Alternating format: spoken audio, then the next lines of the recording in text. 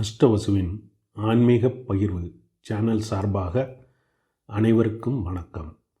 March 29 சனி கும்பத்திலிருந்து மீனத்துக்கு பிரவேசிக்கிறார்.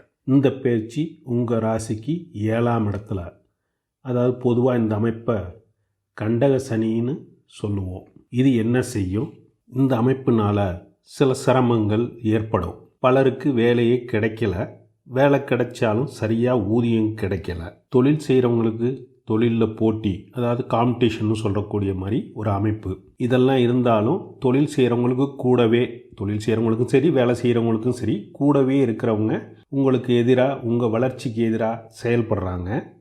இதெல்லாம் சேர்ந்து கொஞ்சம் கொஞ்சமாக உங்களை விருத்தி இல்லாமல் தேயிற மாதிரி ஒரு சூழலை ஏற்படுத்திக்கிட்டு இருக்கு.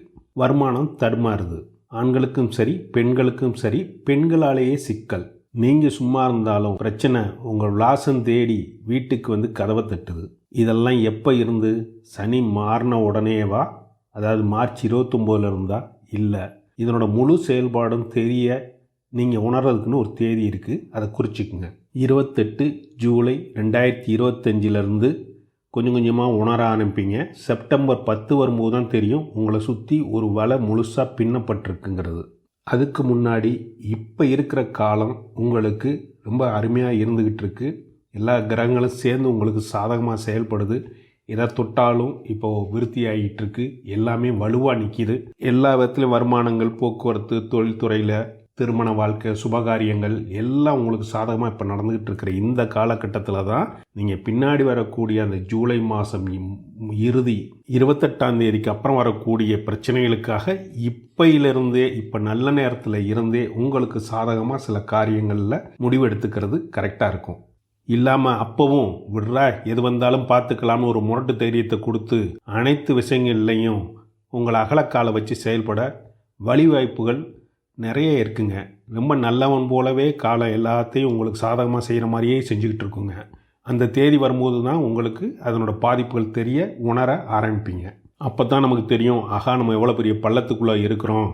அதனால் இப்போ இருக்கிற நல்ல காலத்தை அலட்சியமாக இருக்காமல் இப்போ இருந்து பின்வரக்கூடிய காலத்துக்குன்னு ஒரு சேமிப்பு, வருவாய் இல்லாத காலமாக இருந்தால் அந்த நேரத்தில் உங்களுக்கு பயன்படுற மாதிரி ஒரு சேமிப்பை எடுத்து வச்சுக்கிட்டே வாங்க. அந்த சேமிப்பை எக்காரணத்தை கொண்டு தொடக்கூடாது. பின்னாடி வர்ற காலத்துக்கான பாதுகாத்துக்கிட்டு வந்தீங்கன்னா பொருளாதார பிரச்சனையை ஓரளவு தவிர்த்துடலாங்க. அப்புறம் நம்பிக்கை, யாருக்கும் உத்தரவாதம், கேரண்டின்னு சொல்லுவோம் இல்லைங்களா, அதெல்லாம் இருந்தால், அந்த மாதிரி அமைப்பெலாம் இருந்தால் அதுலேருந்தெல்லாம் வெளியில் வந்துடுங்க.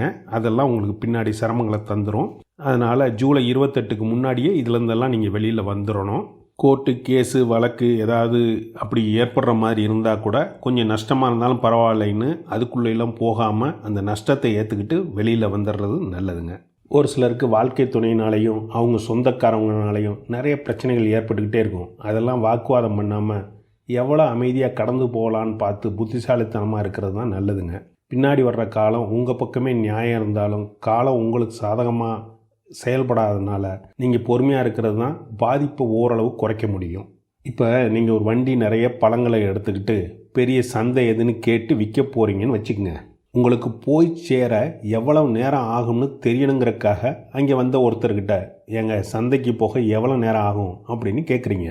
அவர் மெதுவாக போனால் 1 மணி நேரம் ஆகுங்க, வேகமாக போனீங்கன்னா ஒரு 3 மணி நேரம் ஆகும் அப்படிங்கிறாரு. வேகமாக போனால் எப்படிங்க 3 மணி நேரம் ஆகும்னு நீங்கள் முறைக்கிறீங்க.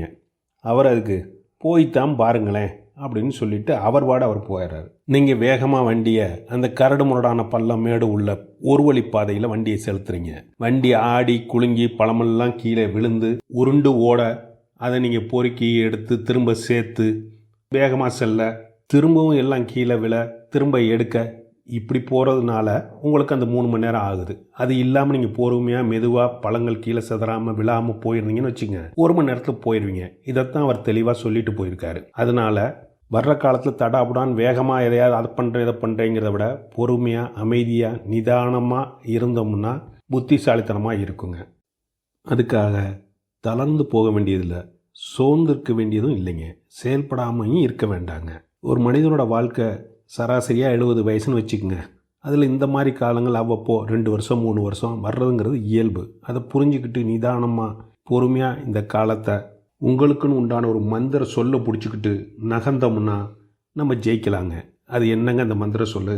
ஒரு அறையில் 4 மெழுகுவர்த்தி எரிஞ்சிக்கிட்டு இருந்ததுங்க. மெல்லிசாக காற்று வீசினுச்சு. காற்றை பார்த்தோன்னே மெழுகுவர்த்தி அமைதின்னு அதுக்கு பேருங்க. அது ஐயோ காற்று வீசுது, நான் அணைஞ்சிருவேன் அப்படின்னு ரொம்ப பலகீனமாக சொன்னிச்சு. காற்றும் பட்டுச்சு, அதுவும் அணைஞ்சிருச்சுங்க. அடுத்த மெழுகுவர்த்தி அன்புன்னு அதுக்கு பேருங்க. அது என்னால் இதை எதிர்க்க முடியாது அப்படின்னு சொல்லி அதுவும் அந்த காற்றுல அணைஞ்சிருச்சுங்க. 3வது அறிவுங்கிற பேர் உள்ள ஒரு மெழுகுவர்த்திங்க. அதுவும் காற்றை எதிர்க்க முடியாமல் அணைஞ்சிருச்சுங்க. இப்போ 4வதாக ஒரு மெழுகுவர்த்தி மட்டும் எரிஞ்சிக்கிட்டு இருந்தது. அப்போ அந்த அறைக்குள்ளே வந்த அந்த பையன், ஆஹா 3 மெழுகுவர்த்தியும் அணைஞ்சு போச்சே அப்படின்னு கவலைப்பட்டான். அப்போ அந்த 4வதாக இருக்க மெழுகுவர்த்தி சொன்னிச்சு, தம்பி வருத்தப்படாத, நான் இருக்கிறேன், என்னை வச்சு மற்ற இருக்க 3 மெழுகுவர்த்தியும் ஏற்றிக்க அப்படின்னு சொன்னிச்சுங்க. உடனே அந்த பையன் எடுத்து மிச்சம் 3 மெழுகுவர்த்தியும் ஏற்றி வச்சுட்டு அதுக்கிட்ட கேட்டான், உன் பேர் என்னன்னு.